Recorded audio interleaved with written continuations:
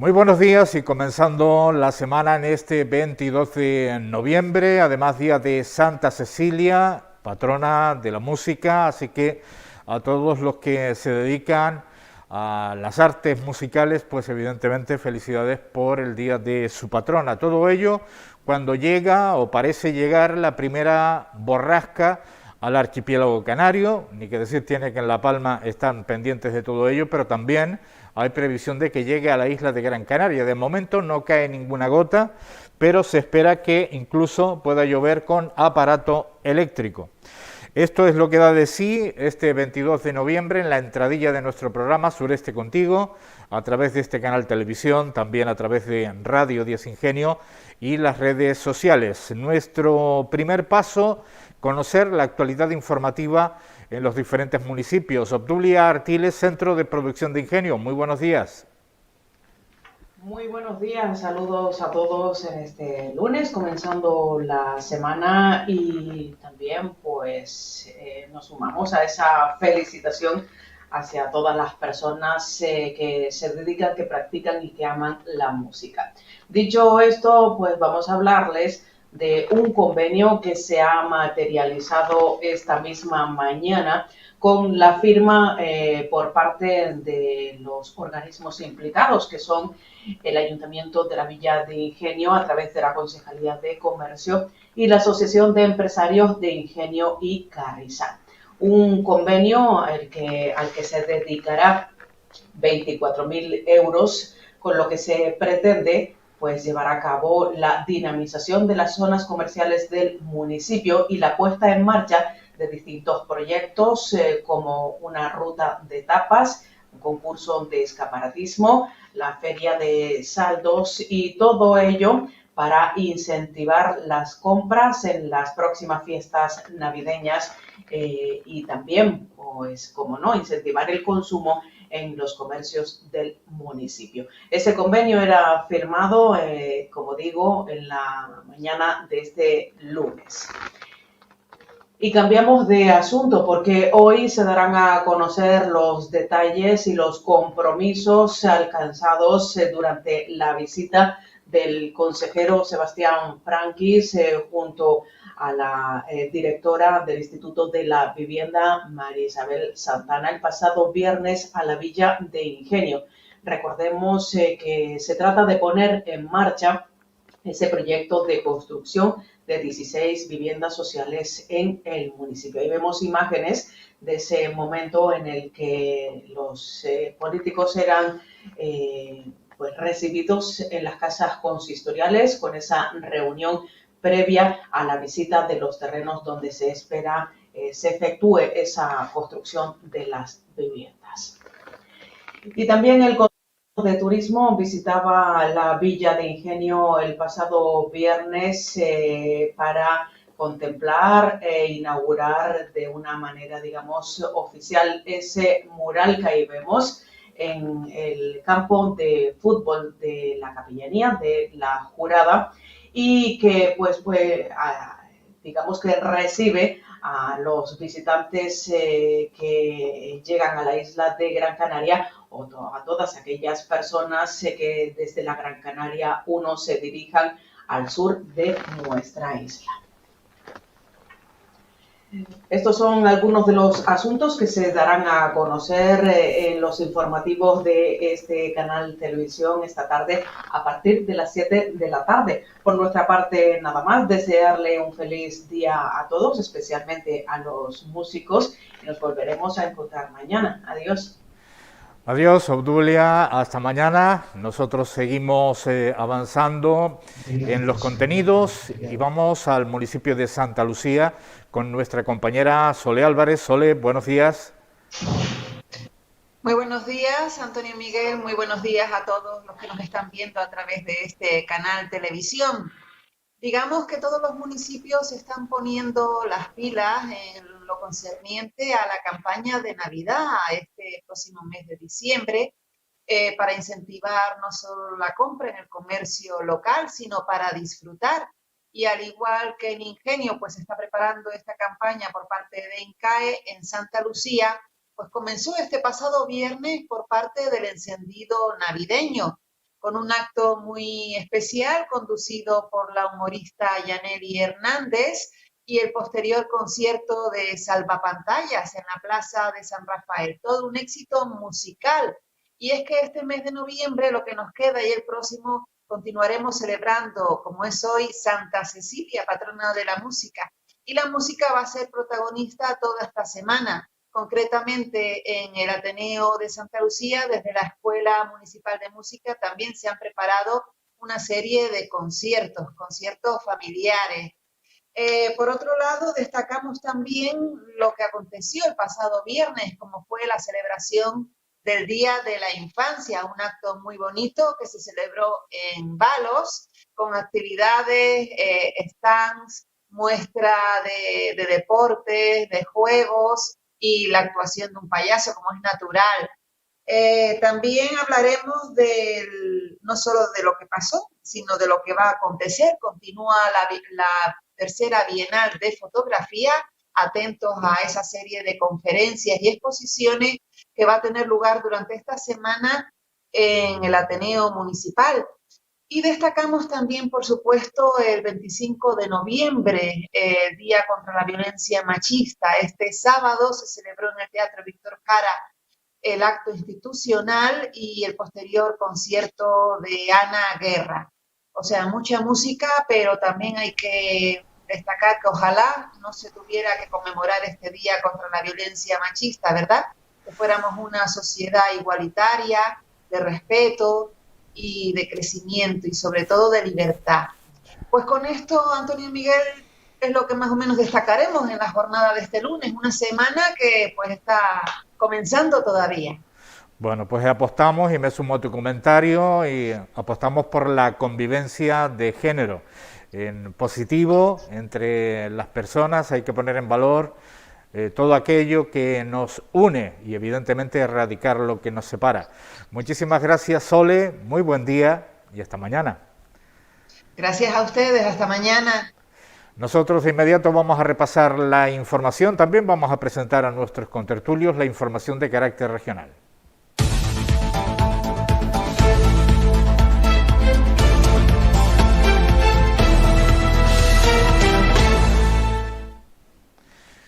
Saludamos a Antonio Artiles desde el municipio de Agüimes, aunque esta afirmación es demasiado simple para que sea real. Antonio, muy buenos días. Buenos días. A caballo entre Agüimes e Ingenio. Y saludamos también a Pepe López Vega desde el municipio de Ingenio, en este caso desde Carrizal. Pepe, como siempre, muy buenos días. Buenos días y felicidades a los músicos, que hoy es su día. Bueno. Lo traía en mente para felicitarles. Bueno, pues nosotros vamos a empezar a repasar la información de carácter regional y vamos a contar con la opinión de nuestros invitados. Pues una vez más, creo que es la séptima, me da la impresión, visita de Pedro Sánchez como presidente del gobierno a la isla de La Palma. Vamos a verlo con Ángel Víctor Torres recibiéndolo en el municipio de Tazacorte. Decir tan solo, acompañando estas imágenes, que el presidente del gobierno español ha puesto como ejemplo de unidad, y lo ha dicho en el Congreso de los Diputados, ha puesto como ejemplo de unidad lo que está pasando en La Palma. Unidad entre las instituciones, buscando el consenso, la rapidez, la agilidad administrativa y, por supuesto, sin ninguna disensión. Escuchando a todas las partes, pues ha puesto el presidente del gobierno español como ejemplo de lo que debería suceder en general en nuestro país, lo que está sucediendo en la isla de La Palma, donde todos están a una, y no solo con su propia presencia, sino con los ministros y ministras que ya han pasado por la Isla Bonita. Y pendientes de la borrasca, vamos a ver si tenemos la oportunidad de conectar con nuestro compañero Víctor de Pablo, que tiene todos los datos de lo que puede suceder a lo largo de la semana.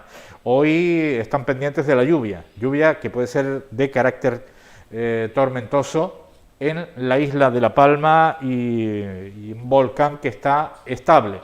Ni tiene tendencia a la bajada como la pasada semana, ni tampoco una tendencia de aumentar su actividad. Sigue en una situación totalmente estable. Vamos con nuestros invitados. Antonio, Pepe, creo que es la 7ª visita, si no me equivoco, la anterior creo recordar que era la 6ª, y se ha puesto como ejemplo para toda España pues lo que sucede en La Palma. En La Palma parece que no hay colores políticos, no hay disensiones, al menos en la isla de La Palma, trabajando codo con el presidente del Cabildo, que es del Partido Popular. No caben disensiones políticas en esto. Bueno, colores políticos sí hay. Bueno, colores políticos hay. Lo que no hay es que se pongan de relieve los colores políticos. Lo que debe, exactamente, pero eso debe ocurrir en todo el país.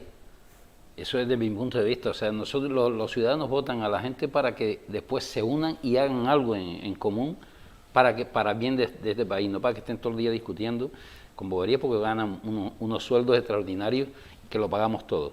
Por lo tanto, lo de La Palma es un ejemplo a seguir en todo el país. Pero colores sí hay, porque cada uno piensa a su manera. Sí, lo que pasa es que ante un problema se han unido y han dicho, no, el problema es lo primero. Y yo creo que eso debe surgir en todo el país, que los problemas son lo primero que hay que encauzar para arreglarlo, de alguna manera u otra. No hemos visto ninguna disensión, es decir, ningún desacuerdo público. Exacto. Entre Mariano Hernández Zapata, que es el presidente del Cabildo de La Palma, del Partido Popular. No ha habido ninguna disensión pública, muy al contrario, siempre ha estado agradecido por la presencia del presidente español, porque es el presidente de España. Hay que poner a cada uno en su lugar, ¿no? Es el presidente del Cabildo, el presidente de España y el presidente de nuestra región. Por encima, son los cargos, por encima de los partidos políticos, o al menos debería, en la teoría y en la práctica, Pepe. Vamos a ver, yo creo que el volcán... Además de los alcaldes, perdón. Sí, claro, pero que digo que el volcán ha hecho que la unidad florezca en La Palma. El volcán, la desgracia en definitiva, ha hecho que la gente se una para poder salir de este acribillero. Pero una de las cosas que a mí, bueno, a veces me preocupa, a veces, no siempre, es cuando escucho a políticos que están fuera de La Palma, que están por aquí, que a veces para que se les oiga, pues empiezan a decir disparates que no conducen a nada.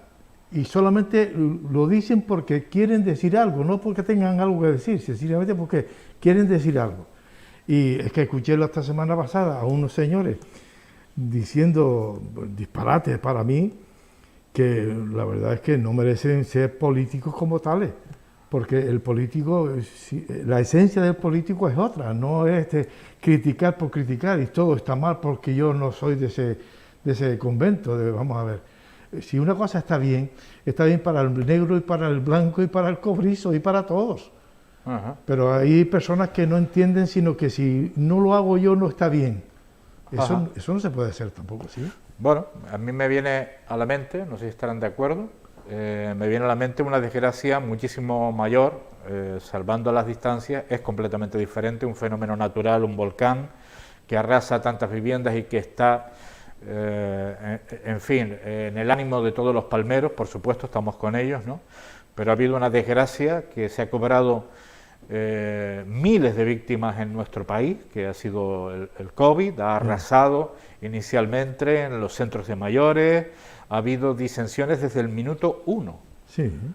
Diferencias desde el minuto 1 cuando uno supone, al menos, o presupone, que en algo tan grave que está cortando tantas vidas en nuestro país, digo en nuestro país porque es en todo el mundo, pero vamos, que en nuestro país, y no hubo acuerdo de ningún tipo, al contrario, eso sirvió para guerras, para mociones de censura, para, sin entrar quién tiene o no, quién no tiene la razón, pero la ciudadanía a veces también agradece que si hay alguna disensión se discuta internamente, y igual que se hizo en la transición. Yo creo que Antonio tiene memoria para eso, tú Pepe también, pero en la transición, las reuniones de Adolfo Suárez con los distintos líderes políticos y líderes institucionales que venían del exilio fueron en privado. Y jamás salió una disensión en la comparecencia a los medios de comunicación. Y me consta que las hubo dentro del despacho, pero no de cara a la ciudadanía a la que se le quiso dar y regalar una transición tranquila y sin disensiones. ¿Me explico? Sin duda, no, está muy bien explicado, pero te digo una cosa, o sea, todos, la persona que tenga un poquito de mente, piensa que la dirección de Adolfo Suárez no era la misma de Santiago Carrillo, de Felipe González o de Fraga, ninguno de los cinco. Entonces, ahí es lo que tú decías, hay una unión porque el 80% de las personas, con diferencia de las políticas, pensamos en lo mismo.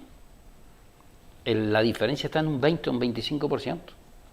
¿Cómo es posible que en ese 20 o 25% no seamos capaces de arrancar de la parte que nos toca, ceder un poco para que el otro pueda llegar a la media? Que fue lo que logró, hay que reconocérselo a don Adolfo Suárez. Siempre estamos hablando del proceso de transición, la elaboración de la Constitución, la aprobación de la Constitución. Estamos hablando de ese proceso. Ya después, en unas elecciones libres, las primeras democráticas, ya cada uno puede opinar y puede, en fin, pero el proceso que se suponía que iba a ser una guerra campal, bueno, pues yo creo que la figura de Adolfo Suárez, y por qué no, de todos los líderes políticos, supieron tener miras de Estado y no miras de otro tipo. Y las comparecencias ante los medios de comunicación, pues prácticamente todas fueron unánimes y alabando el proceso que iniciaba España, a pesar de que nos consta que habían muchas diferencias que se discutieron en privado. Y yo creo que ya un poco la opinión pública está cansada ya de todo esto, ¿no? Pasamos un proceso tan duro como el COVID, ¿no? Y yo creo que hasta incluso esa falta de unión, de consenso, es lo que ha despistado más de uno con el tema de la vacunación. Por ejemplo, ¿no? El no hacer frente, ¿no? Hasta incluso, pues por supuesto hay que acatar también a los tribunales, ¿no? Pero los tribunales hasta han tenido una voz completamente distinta en muchas oportunidades con respecto a lo que dictaba el gobierno nacional o los gobiernos regionales. Bueno, depende, ¿no? Pero siempre hay que acatar a la justicia. Pero que no ha habido una voz unánime, me refiero. No, y vamos a ver, en muchas autonomías creían que el COVID era un negocio, y como era un negocio, pues empezó a despedir gente para todos lados, y cuando se vieron apurados que eran más los pacientes que los que podían estar a su cuidado, pues empezaron a inventarse hospitales enormes, que al final se dieron cuenta de que aquello no era otra cosa sino un espacio público para meter los enfermos, pero nada más, porque murieron cantidad de personas enormes, mucha cantidad de personas murieron por la falta de asistencia, aunque trataron de alguna forma de decir lo contrario, pero los que empezamos a escuchar una versión y otra, podíamos analizar de que ahí había un descontrol de mucho cuidado. Había un descontrol. Bueno, puede haber un descontrol por una situación nueva, pero no un descontrol por diferencias políticas. En parte, es a lo que llego, ¿no? Pues en parte sí habían diferencias políticas, por lo que decía uno que parece que le iba bien, el otro hacía lo contrario, sencillamente para llevar a la contraria. Y al final se dio por vencida y recurrieron a lo que tenían que recurrir, y era a que la sanidad fuera pública y con una constancia mayor, porque dése cuenta la cantidad de enfermeros que estaban al principio de la pandemia en la calle y despidiendo gente y transportando gente que necesitaba asistencia urgente a las privadas, cuando eso era el negocio padre, ¿no? Porque claro, mientras vas a las privadas los arrimo allí, pues y voy cobrando, y aquello era un elemento, era una situación de bolsa, digamos. Ajá. Y todos conocemos los líderes políticos que empezaron a darse golpes unos a otros, y al final terminaron todos pues medio heridos. Y hasta dentro de propias formaciones políticas unos y otros, ¿no? Exactamente. Cuando realmente yo creo que si lo miramos de esta manera, una pandemia con tantas vidas arrasadas en nuestro país, yo creo que es la mayor tragedia que ha sufrido nuestro país en toda la etapa democrática, ¿no? Y más allá. No, sin duda. Y más allá. Sin embargo, ante una tragedia de ese calibre no hubo ningún tipo de unión. Ahora tenemos bueno, pues el volcán de la isla de La Palma y se pone como ejemplo de unión, de decir, oye, aquí lo que hay que trabajar es por la ciudadanía, no por... A eso me refería yo antes. Hemos aprendido algo porque se cuenta que lo que se pudo haber hecho y no se hizo cuando empezó la pandemia, ahora se han dado cuenta de que de esa forma no podían seguir y han aprendido algo y era unirse para luchar contra el problema. Y el problema es el volcán. Pues bien, pues vamos a luchar contra el volcán, pero todos juntos. Porque todavía hay residuos políticos que siguen dando al traste el enfrentamiento que había entre propias entidades políticas que al final terminaban por no poderse ver unos a otros, sencillamente porque lo combinaba a otro, el otro decía lo contrario, sencillamente no porque tuviera razón, sino por estar en contra del otro. Bueno, en La Palma no ha sucedido, al menos hombre, claro que no. De forma notoria en absoluto, y estamos hablando de los alcaldes afectados, del Paso, de los Llanos de Aridane, incluso diría de Tijarafe, de Fuencaliente y de Punta Gorda, que son los alcaldes afectados ya no solo por las coladas, sino también por la caída de cenizas y por el perjuicio que ocasiona en muchos aspectos el propio volcán.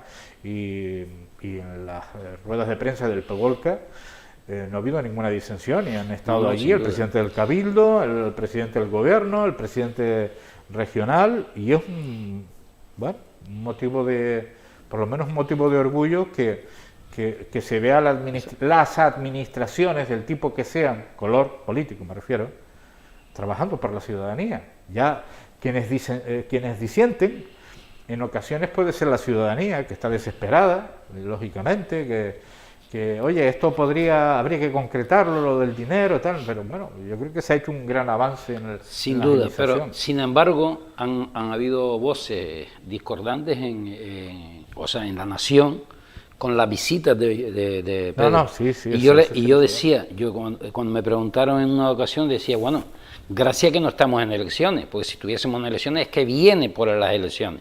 No, ha venido sin elecciones ninguna y como decías tú, 7 veces un presidente del gobierno a una isla que está necesitada de todas las ayudas que le mande, sin duda alguna. Yo sé que es desesperante para la ciudadanía, sin duda, porque esos problemas nadie los espera, es una cosa natural, y todo el mundo esperaba, recordamos la primera semana cuando se paró, que hablábamos de la carga de baterías, no se me olvida, todo el mundo decía, bueno, 15 o 20 o un mes, ya llevamos 2 meses y algo. Y el hombre parece que o se tomó 2 copas o siguen las 13. De todas maneras, de las 6 erupciones históricas volcánicas que ha tenido la isla de La Palma, el volcán está en medio. En cuanto a duración, es decir, el volcán de San Antonio duró más, y hay otros 2 volcanes que han durado más que este. O sea que estamos todavía dentro de lo esperable, ¿no? En fin, que están pendientes en La Palma de lo que puede pasar con la lluvia y la tormenta, igual que estamos pendientes también en el resto del archipiélago, porque incluso en la isla de Gran Canaria se espera tormenta en la cumbre con lluvia, aunque ya digo que la lluvia de momento no aparece por ninguna parte. Vamos a hablar de otra cuestión que yo creo que puede estar vinculada, ¿no? Puede estar vinculada porque lo anunció el propio alcalde de Santa Lucía aquí en este programa, pues hace muy pocas fechas, ¿no? En la conversación que manteníamos con él, y es de alguna manera una reunión de instituciones y organizaciones preocupadas por los rumores, que más que rumores son bulos. Se decía que cuando llegáramos al 2020, el 50% de la información que leemos en Internet es falsa, y se ha constatado así.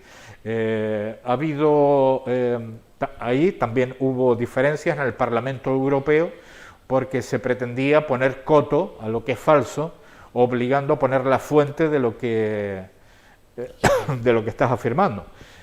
Lo cual también para la mayoría parlamentaria pues se consideró que era una especie de censura.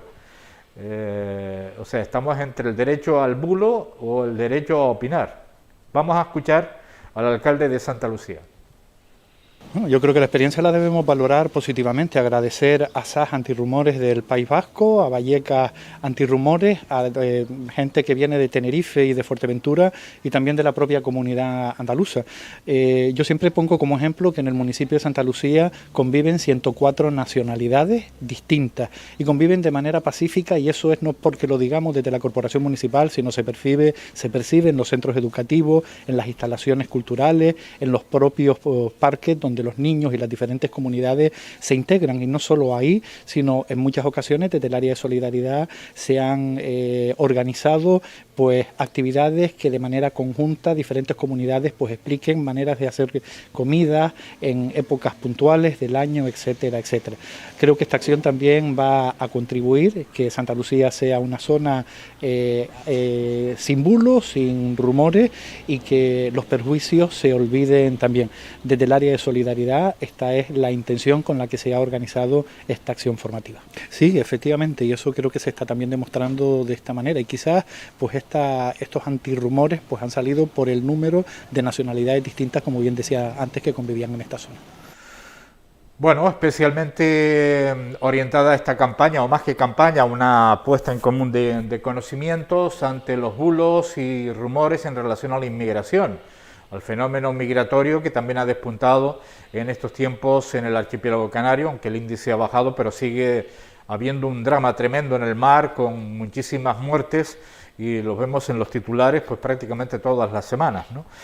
Esto es lo que decía el alcalde de Santa Lucía. Por un lado, los bulos también se han utilizado en política, y sobre todo una campaña de una empresa británica que se hizo cargo de la campaña del Brexit utilizando bulos. Es que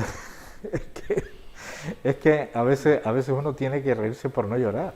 Es decir, ya no es a nivel de la calle, de yo pienso y pues yo digo, pues yo suelto. No, una campaña que estaba dirigida a los indecisos en el Brexit y que utilizaba las redes sociales para introducir bulos para crear una corriente de opinión. Y se dice que la misma empresa fue la que llevó a cabo, gracias también a filtraciones de Facebook, también con los datos de millones de personas, pues la campaña de Donald Trump. Hasta ahí llegamos, pero bueno, en este caso en Santa Lucía se referían especialmente al tema de la inmigración. Sin duda, o sea, vamos a ver, o sea, cuando estamos en familia siempre hay alguna especial que te da una información, porque la ha leído y cree que verá. Entonces cuando tú miras la información, tú dices, pero vamos a ver, si esto no tiene ni pie ni cabeza, ¿cómo va un inmigrante a cobrar más que una persona que está aquí? Eso no tiene ni pie ni cabeza, pero bueno, ellos tratan de, o sea, no sé si es esa empresa, pero creo que está metida en todo ello. Tratan de decirle a la gente que cuando llega un tío aquí, poco menos no, que le ponen... La empresa era Cambridge Analytics. Sí, la que sea. O sea, a mí lo que yo no admito es que cualquier persona sea capaz de decirle a la gente, a través de un medio de comunicación, que eso camina como un demonio, que cualquier señor que llegue en una patera aquí tiene la vida garantizada, que lo ponen en el castillo del conde, que le dan de comer 4 eso, que tiene 15 criadas para ellos. No. O sea, ellos los pobres los meten en un pabellón, allí le dan de comer, poco menos que una cárcel. ¿Entiendes? Un poco con una pequeña diferencia, pero poco menos que una cárcel. Y de sueldos nada, por lo visto ya se marchan para allá, después a los pocos meses, y ya tienen un sueldo allá, no solo aquí. O sea que España le está sobrando el dinero a borbotones porque lo está regalando, ¿no? Ajá. Y yo digo cómo la mente de la gente son capaces de creerse esos bulos. Ajá. Y eso es uno de ellos. Como tú decías, ahora mismo salió una del plátano y sale uno detrás diciendo que es mentira. No es verdad, porque las fotografías no fueron tal, y es verdad que no es aquí, es en Somalia, pero que es verdad que el plátano existe. Y tengamos ojo, aunque después salió el bulo diciendo que era mentira. No, es verdad. Bueno, yo rompería una lanza para que en los centros educativos se integre de forma total y absoluta simplemente el sentido crítico. El sentido crítico significa no creerme todo lo que leo y todo lo que veo, porque además el fenómeno de que la Tierra es plana está creciendo una barbaridad en todo el planeta, porque hay muchos influencers que precisamente atraen a muchas personas precisamente con teorías disparatadas que después te la adornan de una manera tan bonita que te lo crees y te lo acabas tragando y ya eres uno más que piensa que la Tierra es plana.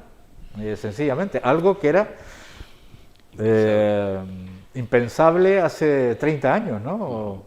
O hace 20 años era impensable que alguien pudiera pensar que la Tierra era plana, ¿no? También me río por no llorar, porque hasta esta cuestión se ha cobrado víctimas, ¿no? Mira, yo sobre la información he visto, como todo el mundo, ¿no?, que hay una intoxicación de información para, de alguna forma, transversar un poco la realidad. Ayer mismo tuve una conversación momentánea con unos chicos que estaban cobrando los aparcamientos y ese tipo de cosas, y salió la conversación y, claro, les di un poco para que por lo menos me dijeran cómo pensaban, y me dijeron que aquí en Canarias había que vestirse de negro para conseguir algo. Y ya, claro, me tomó un poco la fibra y le dije, pero vamos a ver, yo creo que no. Aquí en Canarias el que quiere trabajar, trabaja. Lo que pasa es que hay gente que quiere trabajar al lado de su casa y hacer aquello que le gusta a él. No se puede. Usted cuando va a trabajar al mercado laboral necesita, y entonces usted va donde pueda ir. Y hombre, yo siempre le estaba diciendo, es que tú te das cuenta que la mayor parte de la gente que no ha tenido capacidad para estudiar, como mínimo, hay facilidades para que usted aprenda un oficio. Y hoy, tal y como está la situación en el mercado laboral, tener una profesión equivale a tener una carrera.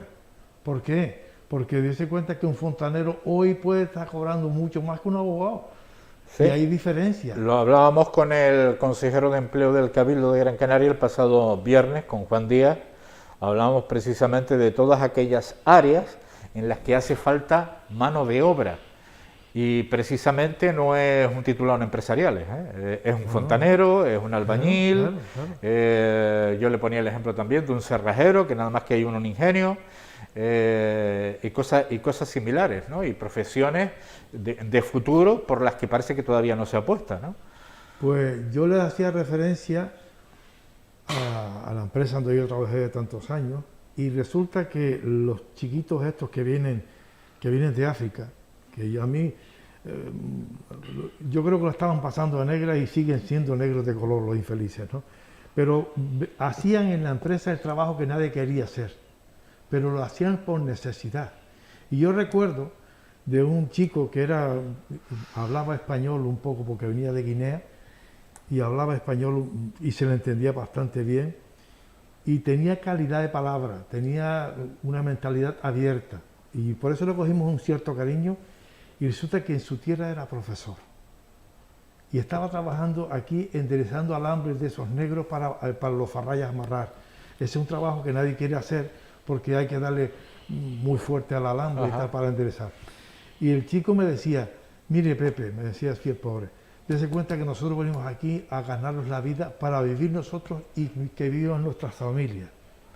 Digo, pues se lo dicen a los chicos de aquí que viven ellos y malviven la familia.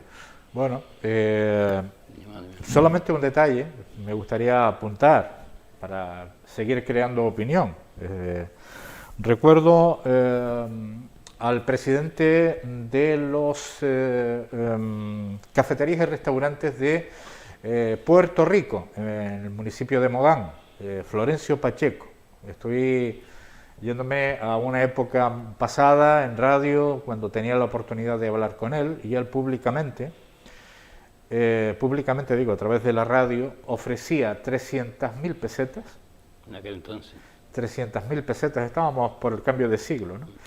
300.000 pesetas a quien quisiera trabajar en Puerto Rico, en la cafetería que él abanderaba, además como presidente de cafeterías y restaurantes de Puerto Rico. Ofrecía 300.000 pesetas a aquel que quisiera, porque no quería nadie. En aquella época se sufrían las colas no sé si ustedes se acuerdan, ¿no? Se sufrían unas colas impresionantes para llegar a Puerto Rico, para llegar a Modán, el nudo estaba en Arguineguín y era tremendo todo, no existía la... y se perdía muchísimo tiempo en... Entonces la gente llamaba, pero cuando sabía dónde era, Puerto Rico, no, yo, Puerto Rico no, está muy lejos. Entonces, era una anécdota simplemente que yo recojo de Florencio Pacheco, que tengo guardado en la memoria de aquella oferta que hizo públicamente, y además la hizo. Aquel que me esté escuchando y que quiera venir a trabajar aquí y tal, le ofrezco un sueldo de 300.000 pesetas. Eso denota lo que estamos hablando. O sea, después resulta que llega un negrito que lo enseñas en el lavaplatos, sigue para arriba y llega camarero, y le diste el puesto a él porque... No, le diste el puesto a él porque nadie lo quería. ¿Me entiendes? Y eso pasa en todas las empresas, en la que dice Pepe, y en todas las empresas que yo he estado y he visto el meneo. O sea, ellos hacen lo que no quieren hacer los nuestros. Después, si suben de categoría, bueno, vemos la limpieza de por ahí. Mira, casi todas son emigrantes, casi todos. Pero no somos capaces de pensar que hace 50 años nuestros abuelos tuvieron que ir a Cuba, Venezuela, Argentina, etcétera, etcétera. Y muchos se perdieron en el camino, como esta gente. Bueno, y también en la comarca del sureste hay que recordar que durante la última etapa, digamos, brillante, la última etapa del tomate en la comarca del sureste, los propios que trabajaban en los cultivos de tomate alternaban trabajos en el sur de Gran Canaria, cuando estaba emergente, estoy hablando de los años 70. Aquellas personas que trabajaban todo lo que podían en el tomate, después se iban a trabajar en una recepción, y si eran mujeres, todas aquellas que trabajaban el tomate se iban de limpiadoras a los apartamentos, con lo cual se pasaban todo el día trabajando. Si ya lo hacían en el tomate, pues intentaban alternar una cosa y otra porque la zona turística daba un poquito más de dinero, ¿no? Sin abandonar el tomate, ¿no? Mira, nosotros conocemos, por lo menos Antonio y yo conocemos muy bien, que en la zona nuestra, en los años 60, 70 y hasta 75, un poco menos, lo que habían eran almacenes de tomate. Y luego después las calles principales de los tres pueblos, por lo menos en Carrizal, era un centro comercial abierto. Había tiendas, una sí, otra no, una sí, otra no. Habían tiendas, había una economía buena. Pero también es verdad de que las mujeres iban a trabajar a las 7:30, a las 8 de la mañana y le daban las 12 y las 1 de la mañana trabajando en un empaquetado. Luego después, como tú bien dices, se acababa el tomate, se acababa la zafra y muchas se iban a los tomateros otra vez, o otras, las chiquillas nuevas, iban al sur a trabajar de limpiadoras, y en aquella época se despuntaba mucho porque había muchas empresas que terminaban los hoteles y los apartamentos, y estas chicas iban a limpiar pisos con rasqueta o lo que fuera para desentarlos. Era mucha gente le llegó a llamar a eso economía sumergida. Y yo pensaba, digo, esto es una sumergida ahogada, porque de eso sumergerse nada, porque estaban intentando sobrevivir. Sí, y en la hostelería nocturna, y no me refiero jefe de cocina ni nada, sino camarero, y no digo jefe de recepción, sino digamos auxiliares que trabajaban por allí. Al menos uno tiene el recuerdo que te enseñaban las manos llenas de callos, diciendo, es que acabo de dejar la parcería y me vengo ahora para el sur, e incluso trabajando en discoteca, sí.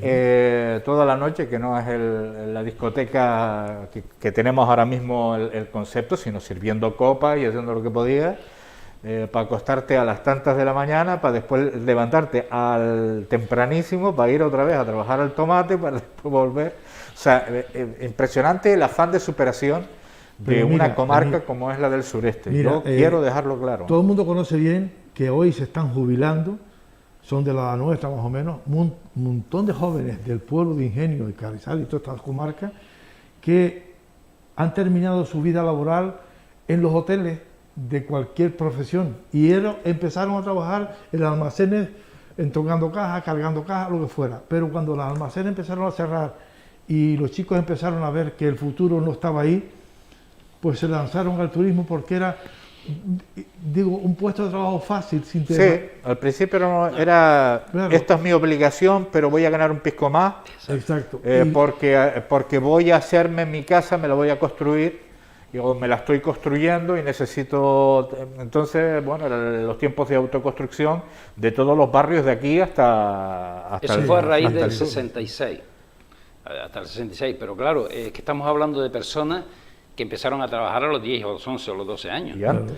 Cuando llegaron a los 16 y vieron que no eran sino en la rutina del tomate, porque el tomate era extraordinario, solamente en la Goleta habían 7.000 personas, en la Goleta, 7.000 personas, que la gente no son capaces de asumirlo hoy. Pues bueno, pues dicho eso, cuando empezó esa marcha hacia el sur fue a partir del 66 que se empieza la Rotonda, el Gran Canaria, etc.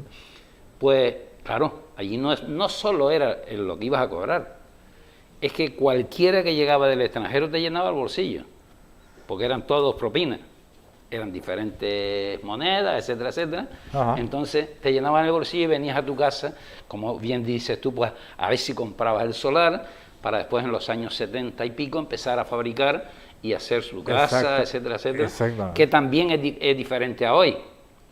Hoy llamas a un constructor para que te haga... No, antes era, ibas de bar en bar a conseguir a 15 amigos para echar el techo el domingo. Exactamente. Sí, señor. Así se construyeron muchos barrios muchísimo. que ahora están consolidados, pero ese fue el comienzo de muchos barrios. Y también en el cambio de divisa Exacto. se ganaba mucho dinero porque había una comisión que después se ha eliminado y no hace mucho tiempo que se eliminó, pero esa comisión daba mucho dinero para todos aquellos que trabajaban pues de recepcionistas en un complejo Sí, sí. modesto, etcétera, etcétera, ¿no? Joan Monto, en relación a esta campaña antirrumores, viene de Fuerteventura, habla precisamente del racismo que ha generado y que genera pues este tipo de... Yo, más que rumores, pues rumores es una cosa, ¿no? Un comentario que circula, ¿no? Yo diría que un bulo que circula más bien, ¿no? O medias verdades o mentiras directamente. Esto es lo que decía Joan Monto desde la isla de Fuerteventura como miembro de una organización, una ONG. Bueno, una maravilla porque al final se trata de no sentirnos solos en estas batallas, ¿no? Pues son batallas y más ahora que en Fuerteventura está la cosa como está y está pues generándose y creciendo muchísimo este tipo de discursos contra los que la estrategia pretende luchar. Y creemos que es más oportuno que nunca tejer redes y buscar apoyo y referencias y motivación, inspiración en otras maneras de gestionar. Muchísimo, muchísimo. Y no solo por prejuicios que se tengan a la hora de que lleguen personas de fuera, sino también por la acción o inacción o los errores de las propias administraciones, ¿no? Que al final la manera de hacer torpe y un poquito improvisada pues contribuye a que la gente no tenga respuestas, y también hay que partir de la base de que no todo el racismo es intencionado y malévolo, sino que también viene un poco del miedo, la frustración, la situación de las personas y las familias que son locales o que llevan mucho tiempo en Fuerteventura, pues evidentemente ven como un enemigo, ¿no? Me quitan las ayudas, me quitan el trabajo. Al final es un poco ver que este tipo de estrategias también tienen que ir a lo emocional, ¿no? No solo a desmontar objetivamente los rumores, sino a ver qué dolores son los que hay en la población como para que estén asumiendo estos discursos y reproduciéndolos, ¿no? Entonces... Bueno, yo creo que Joan toca un punto interesante, un punto débil, que es la parte emocional de determinadas personas, ¿no? Que lo ven como amenaza. Él decía también los errores de las instituciones, yo casi diría los errores de los partidos. Muchas veces cuando un partido te trae un discurso y otro partido te trae otro. Y seamos claros, el Brexit básicamente era un rechazo a la inmigración, no era un rechazo a Europa del Reino Unido. El Brexit era un rechazo a la inmigración. Y ahora les pongo por ejemplo, quienes están suministrando los camiones de combustible de las gasolineras son militares. Antonio. Pero desgraciadamente le voy a decir, y voy a poner un ejemplo. Estabas hablando de Inglaterra. Inglaterra, ahora mismo, según todos los comentarios, yo nunca he estado en Inglaterra, pero tuve 2 hijos trabajando en Inglaterra. Y me decían ellos, papá, o sea, O sea, nosotros hacemos el trabajo de los ingleses. Nosotros hacemos el trabajo de los ingleses. Y nos buscan así, porque somos... Entonces hay que aplicárselo a lo que hablábamos anteriormente. Nosotros estamos dándole el trabajo que no quieren los nuestros a esos pobres. Pero bueno, no decimos si es negro porque es negro, pero si es un italiano, eso no miramos para eso. ¿Por qué? Si no, pero el Brexit ha provocado una corriente un tanto extraña, y hablábamos precisamente de ese tema con un canario que trabaja en Londres, y decía que desde que se aprobó el Brexit hubo una corriente, en vez de apaciguarse, hubo una corriente todavía más agresiva contra el que no fuera inglés, de tal manera que durante 20, 30 años no había tenido nunca ningún problema, y a partir de la aprobación del Brexit ya lo miraban mal por la calle, hasta incluso con gestos de personas mayores, que eran precisamente las más propensas a votar a favor del Brexit. Pero como decía Pepe, los camioneros que están suministrando carburante a las gasolineras, etcétera, etcétera, por culpa del Brexit y otras cuestiones, pues son militares. Al final tienen que asumir roles, porque no hay, de alguna manera, el Brexit, aunque el gobierno diga que no es por ese motivo, pero la realidad que nos llega de Inglaterra es otra completamente diferente. Mira, vamos a ver, extrapolando un poco la situación que estamos hablando del Brexit, y si la transportamos aquí, yo a veces me quedo sacando cuentas en el aire, porque tú das cuenta que la inmigración que entra por el aeropuerto y por el puerto es muy grande. Aquí entra gente que viene con la maleta y 2 trapos, punto, y no tienen más nada. Claro, aquí lo que siempre molesta son los infelices que vienen y hacen esa travesía desgraciada y llegan aquí, pues como nadie se atrevía a hacerlo desde aquí para allá, imposible, porque ver la situación en que vienen estos señores, la verdad que es muy triste, y además es muy triste que tú después te tapes la cara o te tapes los oídos, tendrás que echarle una mano como sea. ¿Por qué? Porque cuántas familias no hay allí en la isla de Gran Canaria que está atendiendo a personas que vienen pues de Cuba, de toda esta parte de Latinoamérica, que están viniendo, unas huyendo del hambre, otras huyendo de las guerras y otras huyendo de no sé qué sabe. Pero la situación es que aquí tenemos a mucha gente y parece ser que esos no molestan. Los que molestan son los infelices que vienen por Arguineguín. Y es que no lo entiendo. Pero después resulta, por lo menos yo le tengo una devoción enorme a este tipo de gente, que los primeros que aparecen al muelle de Arguineguín son la Cruz Roja. Gente que no cobran nada y están allí pendientes de hacer lo que haga falta. Entonces la asistencia muchas veces se viene al suelo por su propio peso, sencillamente porque si son de otro tipo de gente, si son blancos, como decíamos allá, si son blancos, vamos al aeropuerto a buscarlos. Si son negros, que se los lleve quien quiera, pero nosotros no los queremos. Y es lo mismo que está pasando con el Brexit, y ellos no quieren a gente que no sean de su condición. Y es que sencillamente, bueno, hubo una corriente, que todos lo sabemos, evidentemente, por acontecimientos desgraciados en toda Europa, y después también, les hago una pregunta, ¿no creen ustedes que el proceso de globalización en general, primero, no era un proceso de globalización para llevar la riqueza a todas las partes del planeta, como se vendió en Brasil? El proceso de globalización era una ampliación de mercado para yo vender más en otras partes.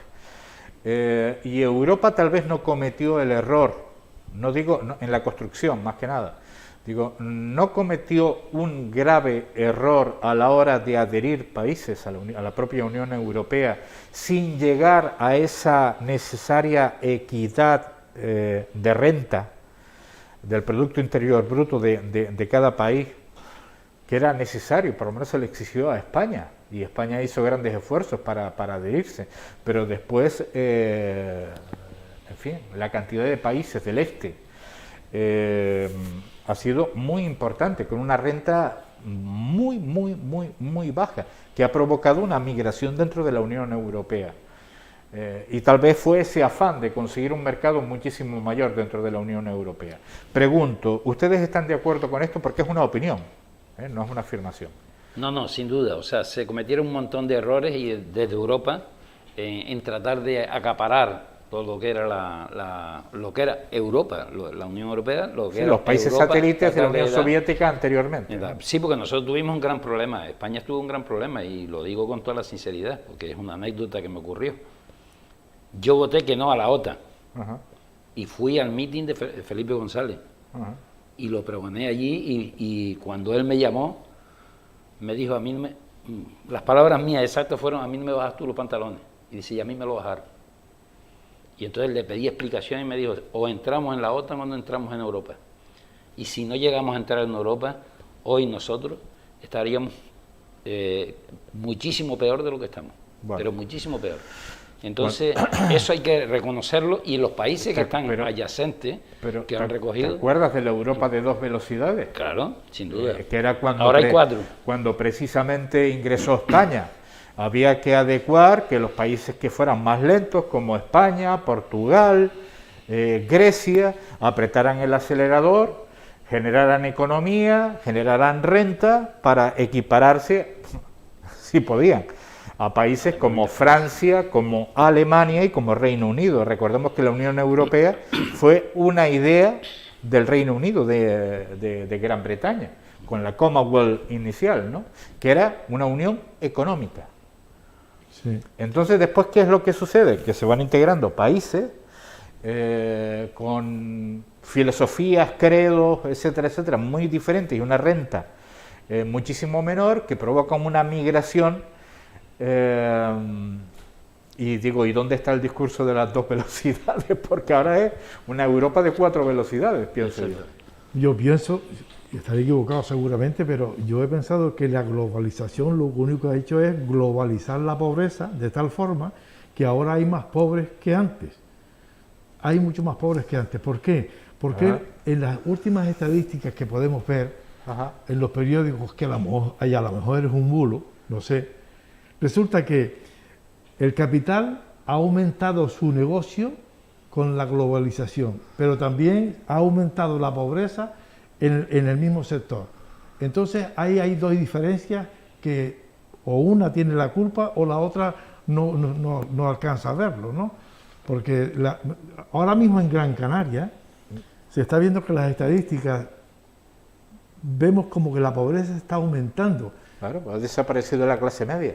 Claro, pero resulta que por otro lado me venden diciendo que el paro va creciendo, o va creciendo la gente más empleada. Bueno, bien, pero si la gente está empleada, o gana muy poco y no le da para comer. A ver, Pepe, los nuevos pobres en el archipiélago canario fueron calificados por Cáritas.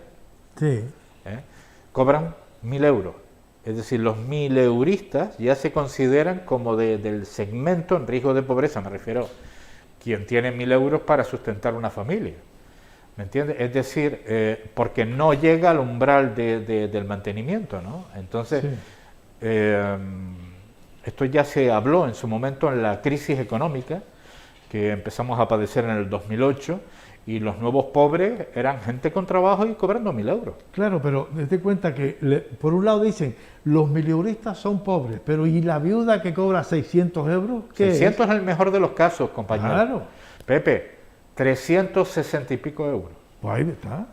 Entonces, o los pobres los clasificamos por norma, o decimos todos son iguales, ¿no? Hay pobres que lo están pasando demasiado mal, demasiado mal. Creo recordar que en la crisis económica 2008 y a partir de ahí todos los indicadores económicos de la clase media se vinieron abajo en el archipiélago canario, y además de forma mucho más acusada que en el resto del país. Sin embargo, la venta de coches de lujo se disparó un 35%.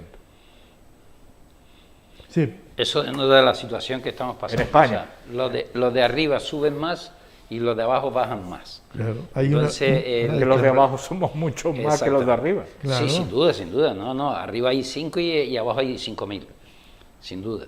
Pero lo que es denotable, hablabas tú ahora mismo de personas que cobran 360 euros. Pero claro, esa pobre tiene seguro. Debe tener casa propia porque si no, no puede pagar el alquiler.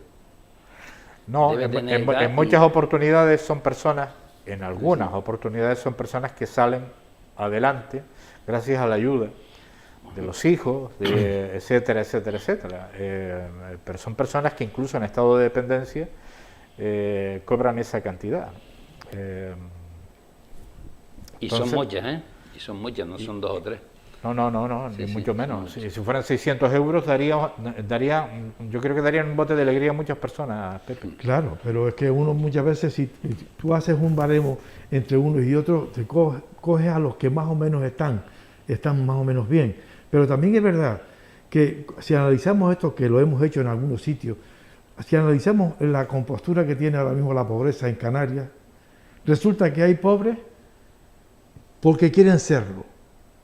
Porque resulta que lo poco que ganan se lo gastan en superfluos, en cosas que no le hacen falta para nada.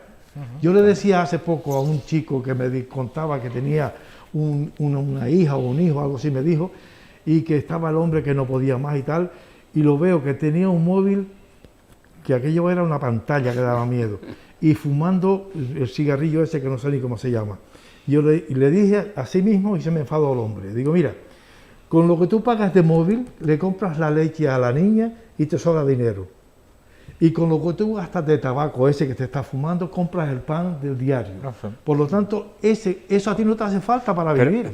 Pero es uno de los efectos precisamente de la globalización, efectivamente, que es el mercado. Yo me acuerdo, pues no sé, todo el mundo estaba de acuerdo en aquella época en la globalización, pero yo la verdad que tenía mis reservas, porque más o menos recuerdo que lo primero que sucedió después del acuerdo de globalización en Brasil, recuerdo, y la policía cómo cargó en contra de los manifestantes, que no eran muchos tampoco, que estaban manifestándose en contra de la globalización. Lo primero que sucedió es que un famoso refresco norteamericano empezó a publicitarse en Rusia. Lo primero. No sé si ustedes lo recuerdan o no. Yo lo vendía, sí. De marca roja, además. Sí, yo lo vendía. vendía. Date cuenta que ellos eran rojos, pero no querían más rojos ahí dentro. No, pero mira, y yo pongo un ejemplo. Estamos al final, me estoy pasando un poquito de tiempo, pero rápidamente. Nosotros vamos a Cáritas y miramos la relación de las personas que van a Cáritas, no hay ninguna de las de 360 euros. Que es triste. Eso sí es triste, hay que analizarlo. A ver, puedo dar un dato y lamento hablar más de la cuenta porque deberían hablar ustedes, ¿no? Pero doy un dato. Ha ido gente a Cáritas, sobre todo en la crisis económica, que cobraba, que tenía su sueldo de 1.000 euros, pero no tenían nada más que para pagar la hipoteca, no tenían para comer. Y teniendo casa propia, iban a Cáritas porque decían, se nos va el sueldo en la hipoteca.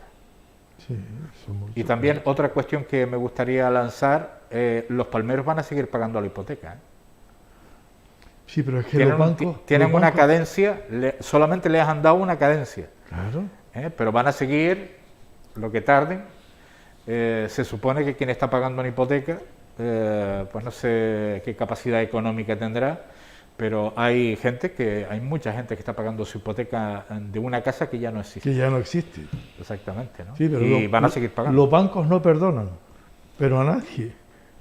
O sea que te das cuenta que muchas veces cuando un banco te dice que te va a hacer un favor, procura huir 2 calles más arriba, porque el favor no te lo va a hacer nadie. Bueno, yo me acuerdo de... Los bancos son los de arriba, Pepe. Claro. Entonces los de abajo somos poco pensantes. Si tienes una hipoteca de una casa y se la ha comido la lava, yo le aconsejo que no pague ninguna y que se quede el banco con la casa. Bueno, hubo una anécdota, claro. No, pero hubo una anécdota en la plena crisis económica de alguien que no podía pagar la hipoteca y el banco se la exigió.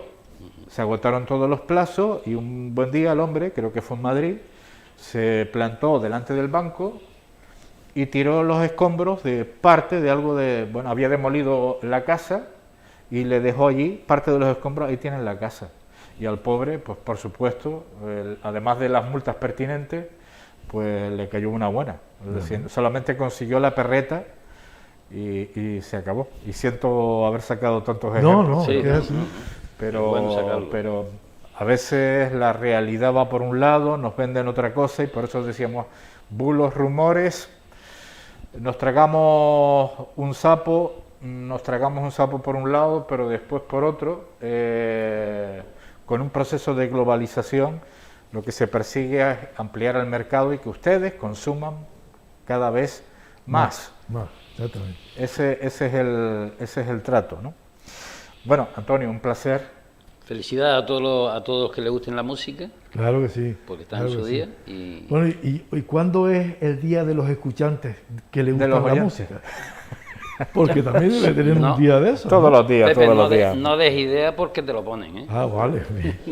Bueno, muchas gracias, ha sido un placer este momento de reflexión, que además recuerdo que no es para convencer a nadie, sino simplemente para que ustedes tengan sentido crítico, que es lo que decía que debería tenerse en la enseñanza, espíritu crítico, contrastar, leer y llegar a una opinión, que no tiene por qué ser la nuestra, sino sencillamente eso es lo que queremos, generar opinión, no convencer a nadie. Nosotros vamos con tertulia y arte antes de cerrar nuestro programa de hoy.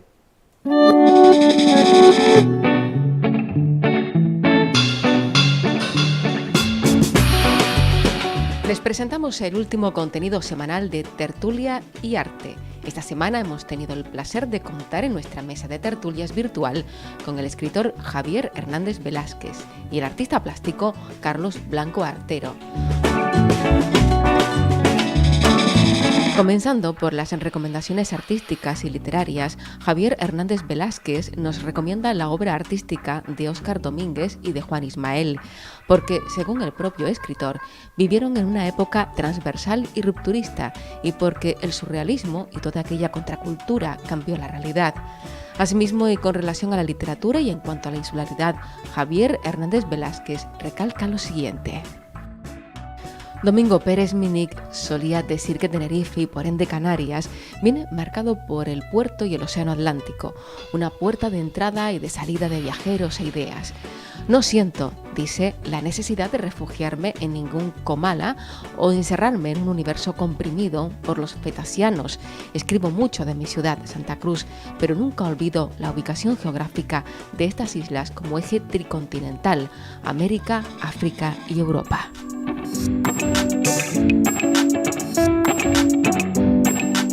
Carlos Blanco Artero nos recomienda un libro muy interesante relacionado con el arte, El paraíso en la otra esquina, de Vargas Llosa. Asimismo, el artista, al reflexionar sobre la influencia de la insularidad y sobre si ha influenciado en su proceso creativo, apunta lo siguiente. Quizás un poco al principio, ahora ya lo noto mucho menos. Al fin y al cabo, yo trabajo desde dentro, normalmente sin modelos, solamente con mi imaginación. Llega un momento en el que da igual que esté en Canarias, Móstoles o Chicago. Las cosas que tienen que salir acabarán saliendo en cualquier lugar. De todas formas, el cambio es fundamental en todo proceso artístico y en cada cambio de ciudad o país que he realizado en mi vida siempre ha aparecido algo nuevo, un color, una técnica, una temática. También hemos acompañado nuestro café virtual con las letras de María Suaro. Su novela, titulada La chica de la bolsa de plástico, se trata de una obra catalogada como novela realista o novela negra, en la que se entrelazan dos tramas independientes y en las que afloran el intimismo y las emociones, tal y como dice la autora. La chica de la bolsa de plástico es como el propio plástico donde acumulamos todo, especialmente de las personas que van a nuestro lado, pero también como el plástico que se transparenta y que por eso mismo hace que la protagonista y yo parezcamos la misma persona. Es la sensación del plástico la que hace que se nos iguale.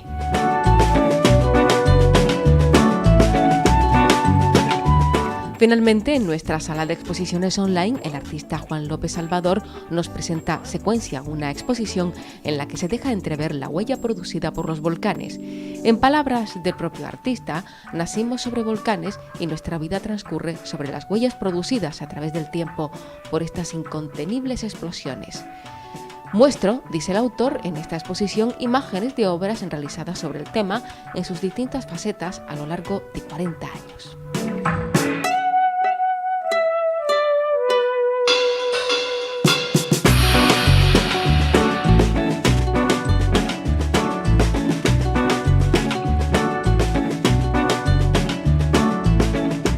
Si quieres descubrir algún detalle de nuestras tertulias, lecturas o exposiciones, visita en www.tertuliayarte.es. No te quedes sin conocer el arte y las letras que se cultivan en Canarias.